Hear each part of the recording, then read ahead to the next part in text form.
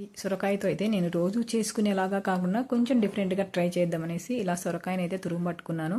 అందులోనే కొంచెం కార్న్ఫ్లోర్, కొంచెం శనగపిండి అనమాట. అది నేనేమని చేస్తున్నానంటే ఇందులో కీమా కర్రీ చేద్దామని అనుకున్నాను సొరకాయతో.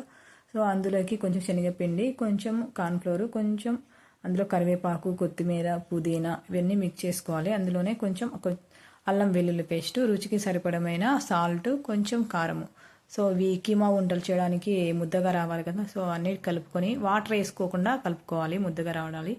పక్కన బానియన్లో అయితే ఇది కీమా వంటలు ఫ్రై చేసుకోవడానికి కొంచెం ఆయిల్ వేసుకొని ఈ సొరకాయ కీమాని ఆయిల్ అయితే కొంచెం వేడెక్కిన తర్వాత అయితే మనము ఫ్రై చేసుకోవాలి. పక్కన అయితే కర్రీ ప్రిపేర్ చేసుకుందాం అనుకున్నాం కదా, సో పక్కన ఇంకో బానియన్లో కొంచెం ఆయిల్ వేసుకొని ఆవాలు జీలకర్ర వేసుకొని ఫ్రై చేసుకొని కొంచెం అనమాట ఆయిల్ ఎక్కువ లేకుండా కొంచెం ఆయిల్ కొంచెం జీలకర్ర, సో ఈ రెండు ఫ్రై అయ్యేలాగా కొంచెం ఆనియన్ వేసుకొని ఫ్రై చేసుకోవాలి. అందులోనే ఆనియన్ ఫ్రై అయిన తర్వాత అందులోనే టమోటాలు, కరివేపాకు అన్నీ వేసుకొని కొత్తిమీర ఫ్రై చేసుకోవాలి. కొంచెం ఫ్రై అయిన తర్వాత కొంచెం ఆనియన్, ఈ టమోటా కొంచెం మెత్తబడిన తర్వాత సో మళ్ళీ మనం కర్రీ ప్రిపేర్ చేసుకోవాలి. పక్కన మనం ఆయిల్ వేడెక్కింది అంతలోపే అందులో అయితే కొంచెం మనం ప్రిపేర్ చేసి పెట్టుకున్నాం కదా, ఆ ముద్దగా చేసిన దాన్ని ఇందులో అయితే చిన్న చిన్న ఉండలుగా కీమా ఉండలుగా చేసుకొని అందులో అయితే వేసుకొని ఫ్రై చేసుకోవాలి. స్లో ఫ్లేమ్లో ఫ్రై చేసుకోవాలి. హై ఫ్లేమ్లో చేసుకున్నామంటే ఆ ఉండలు అనేసి పైపైన మాడిపోయి పైపైన బాగా కాలిపోయి లోపలైతే మళ్ళీ పచ్చిగా ఉంటుంది కదా, అందుకనేసి అలాగనమాట. స్లో ఫ్లేమ్లో చేసుకుంటే బాగా ఫ్రై అవుతాయి లోపల కూడా.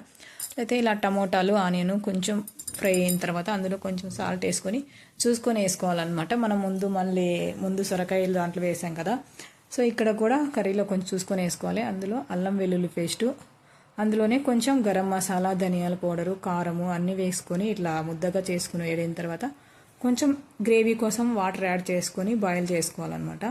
సో గ్రేవీ ఇలా ఉడికేలోగా మనము పక్కనైతే అవి కీమా వంటలు మనము ఫ్రై చేసుకుంటున్నాం కదా, సో అవి కూడా చూసుకుంటూ ఉండాలి అప్పుడప్పుడు. సో ఇది గ్రేవీ అయితే ఉడుకుతూ ఉంటుంది, మనమైతే ఈ కీమా వంటల్ని చూసుకుంటూ ఉన్నాము.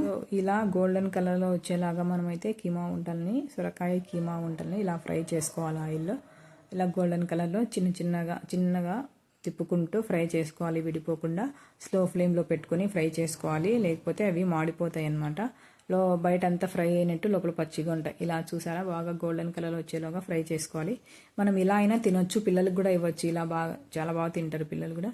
సో మనం చేసుకున్న ఈ గ్రేవీ అయితే బాయిల్ అయింది, కొంచెం తిక్కుగా వచ్చింది. ఇందులో మనం చేసుకున్న కీమా వంటలను అయితే, సొరకాయ కీమా వంటలను అయితే ఇందులో వేసుకొని మనమైతే గ్రేవీ లాగా చేసుకోవచ్చు.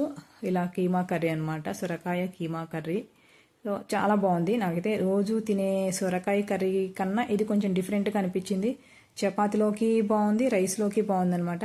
సో నాకైతే నచ్చిందనమాట. మీరు కూడా ఓసారి ట్రై చేయండి, ఎలా ఉందో టేస్ట్ చేసి చెప్పండి. అదే అండి, నేను చేసిన కర్రీ టేస్ట్ చూడలేరు కదా, మీరు చూసి ఇలా ట్రై చేయండి, ఎలా వచ్చింది అని చూసి మీరు మెసేజ్ అయితే చేయండి, కామెంట్ అయితే పెట్టండి.